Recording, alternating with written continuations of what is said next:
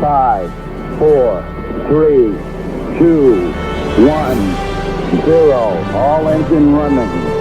Liftoff. We have a liftoff. This is About Space, America's return to space, with news and information on our U.S. space program. Is your host of About Space, David Denault. Welcome, and thanks for joining me today.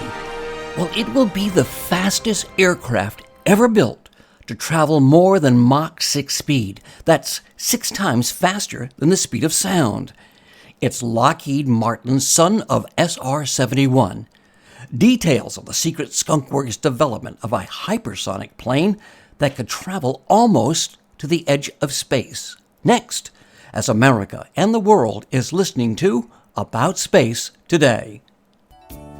This is your host of About Space, inviting you to our fall Come and See the Space Coast. Stay at the Best Western on Cocoa Beach on any Thursday, Friday, and Saturday nights.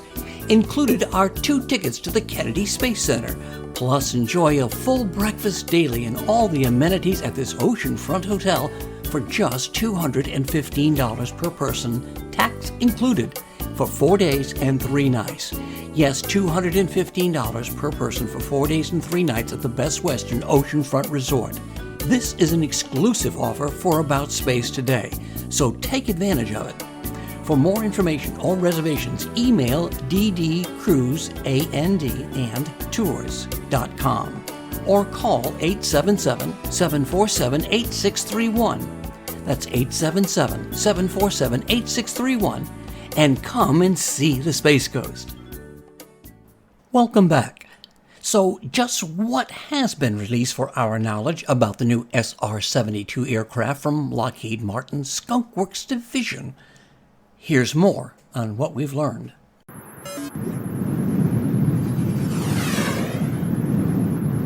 While the SR-72s will undoubtedly be a paragon of stealth and fashioned from monolithic crystals of titanium wrapped in carbon fiber, its defining feature is its operational speed of Mach 6. At this speed, the SR-72s can cross the Atlantic or Europe or China in about an hour or circumnavigate the planet in 6 hours. At an operational altitude of around 80,000 feet or 24,300 meters in Mach 6, the SR-72s will be almost impossible to shoot down.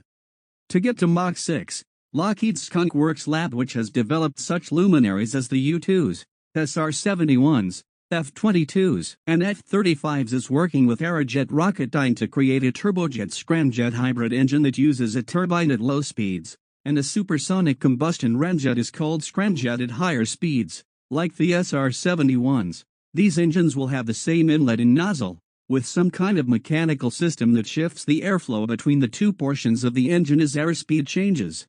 Whereas a ramjet decelerates incoming air to subsonic speeds, a scramjet is supersonic throughout, allowing for much higher airspeeds. So no one knows quite how fast, but we're talking about at least Mach 10. Mach 10? Hypersonic aircraft with hypersonic missiles? And while About Space was in production of today's program, we learned about China's hypersonic missile, which could fly in low Earth orbit before attempting to strike its target. Rich Stone of Science Magazine has that story. It's a very sobering thought that hypersonic weapons, for the most part, cannot be defended against right now. You could certainly see a launch of a missile booster rocket carrying a hypersonic weapon, but once that weapon, say it's a glider, releases from the rocket, you lose track of it. Currently, there are 3 countries that are vying for the lead in hypersonic weapons development: China, Russia, and the United States. Let me start by talking about China. They recently tested a hypersonic weapon called the Xingkong-2. It's a hypersonic cruise missile. This weapon was released from a rocket high over the sky of northeastern China. It then glided through the atmosphere, going at Mach 6, 6 times the speed of sound, bobbing and weaving, riding the shock waves that it was emitting. Another variety that China is pursuing is called the Dongfeng 17 East Wind. It is a hypersonic glide vehicle. What's important is that it just doesn't simply release and glide to a target. It can be maneuvered, and that maneuverability at such high speed is what these countries really prize about hypersonic weapons. The United States, also very long-standing interest in hypersonics. They have several programs in active testing now. All branches of the military are pursuing hypersonic weapons, both the glide vehicles and the cruise missiles. It really is a competitive space race, in a way. And as for our SR-72? SR-72's proponents argue that the survivability of an aircraft will depend on speed, as improved layered network sensors will eventually catch up with current stealth technologies.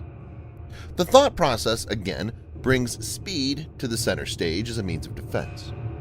SR-72 will be a game-changer and provide the U.S. Air Force an unprecedented edge over rivals. Absolutely fascinating what technology we have today.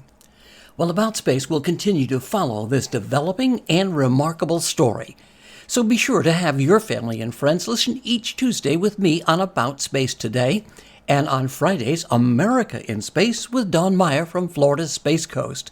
And follow us on Facebook for space news updates at aboutspace.today. And our Tuesday shout-out goes to India with its many listeners who enjoy our weekly programs. And to all our friends and listeners around the globe and here in the U.S., thank you for listening. I'm David Denault, and this has been About Space Today.